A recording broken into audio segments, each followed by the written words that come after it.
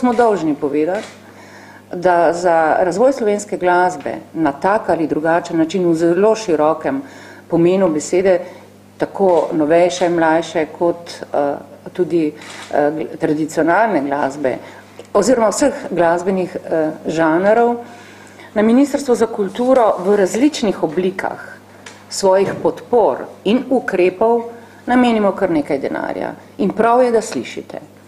Namreč nevladni sektor, ki lahko participira na enoletnih projektnih razpisih, ki lahko participira na 4-letnih programskih razpisih in na 4-letnih projektnih razpisih, država mu namenja v ta namen skoraj 2 milijona 400 evrov. Prav je, da tudi veste zakaj.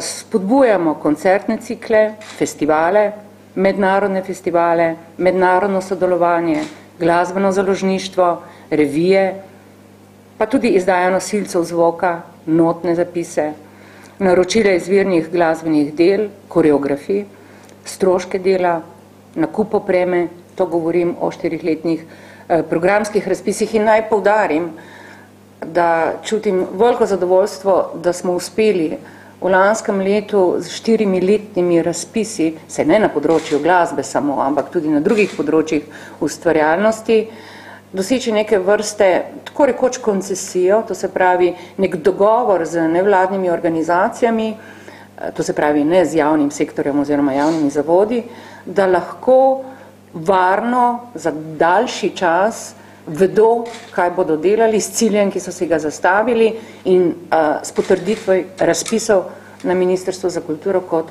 smo jih ocenili. In kot pravim, ni malo teh sredstev, ki so zelo razvojno naravnane, stimulativno in tudi ne samo za določena dela oziroma za določene žanre. Recimo, res za klasiko velik del, recimo skoraj 640 tisoč evrov, ampak vendarle tukaj pokrivamo tudi sodobne glasbene prakse, elektronsko glasbo, sodobno klasično glasbo, urbano glasbo, rock, jazz, punk, tudi kantavtorstvo, etno in folk glasbo, da ne govorimo o delovnih štipendijah, ki jih podeljujemo, pa ne klasičnih štipendijah, da gre nekdo nekam samo študirati, ampak da lahko ima delovno štipendijo, da se pravi v določenem času lahko nekaj producira, recimo tudi izda CD ali kaj drugega. Da ne govorimo o naročilih izvirnih glasbenih del in o glasbenem založništvu, to se pravi izdajanje na nosilcih zvoka in seveda tudi notne izdaje vseh zvrsteh. Skratka, v tej masi je skoraj 2 milijona evrov. Prvi osnutek medijskega zakona, še iz decembra lani, je prinašal, da bi zaščitil in preprečil možnost, da se manipulira z glasbo po noči, da bi zaščitil predvajanje glasbe čez dan, je prinesel delitev teh kvot na četrtinke dneva, ki bi se potem skozi mesec preverjale. Mi smo bili sicer zadovoljni s to delitvijo, ker smo v skupini dejali, ja, na ta način ne bo prišlo do izrabe po noči. Ampak seveda so se vsi za glavo držali, a zdaj bomo pa dobesedno še to mirili, kdaj bo kakšen komad, oziroma kdaj bo kakšen glasbeni komad. Delo.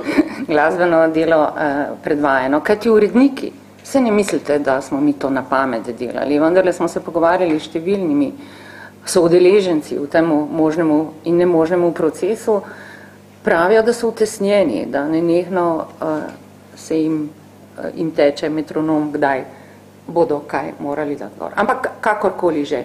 Hočem opozoriti, da problematika ni tako enostavna in da se strinjam s tistimi, ki v zadnjem času, tudi sami glasbeniki, in to se je skazalo v njihovih javnih in tudi nejavnih nastopih, konec koncev tukaj smo sedeli mnogokrat, tako s predstavniki sindikatov kot ostalimi, da so problemi tudi drugje in da je potrebno fokusirati na te probleme. Ampak zakon ne bo govoril o tem, kdo je in kje je in kako mora biti nekje dober glasbeni urednik, koliko glasbenih urednikov moramo imeti in tako naprej. To niso stvari, ki so predmet zakonov. To so predmet etike, osveščenosti, zavesti, razvitosti, odprtosti, senzibilnosti in še česa drugega. Kot ste bili že seznanjeni, je Ministrstvo za kulturo že v letu 2009 začelo z 4-letnimi programskimi razpisi, 4-letnimi projektnimi razpisi in pa seveda tistimi enoletnimi razpisi, ki so namenjeni seveda enoletnim projektom. V ta namen, naj poudarim, je bilo dodanih sredstev 1 570 000. Gre za 2 razpisa, to je javni razpis za izbor kulturnih projektov na področju umetnosti, za katerega je namenjenih okoli 830 000 sredstev in pa za razpis prvih projektov na področju prizoritvenih umetnosti, za katerega je namenjenih 25 000 evrov. V mesecu oktobru v ministrstvo objavilo javni razpis za sofinanciranje kulturnih projektov, ki so bili odobreni slovenskim prijaviteljem oziroma soorganizatorjem v okviru programa Evropske unije Kultura 2007 do 2013 za leto 2009 in 2010, ki bodo potekali tudi v letu 2011. A glede na to, da lani to vrstnega razpisa ni bilo, želi ministrstvo zagotoviti finančno pomoč vsem izvajalcem, ki so bili na razpisih Kultura uspešni v letih 2009 in 2010 in svoje projekte, ki so ponavadi večletni, izvajajo tudi v letu 2011. In po podatkih Kulturne stične točke v Sloveniji se število uspešnih slovenskih organizatorjev teh 2 let vrti okrog številke 50. Tako da bo kar veliko prosilcev. Okvirna vrednost razpoložljivih sredstev znaša 220 000 evrov in glede na veliko število uspešnih prijaviteljev bo lahko tokrat ministrstvo pokrilo le delež vložka izvajalcev.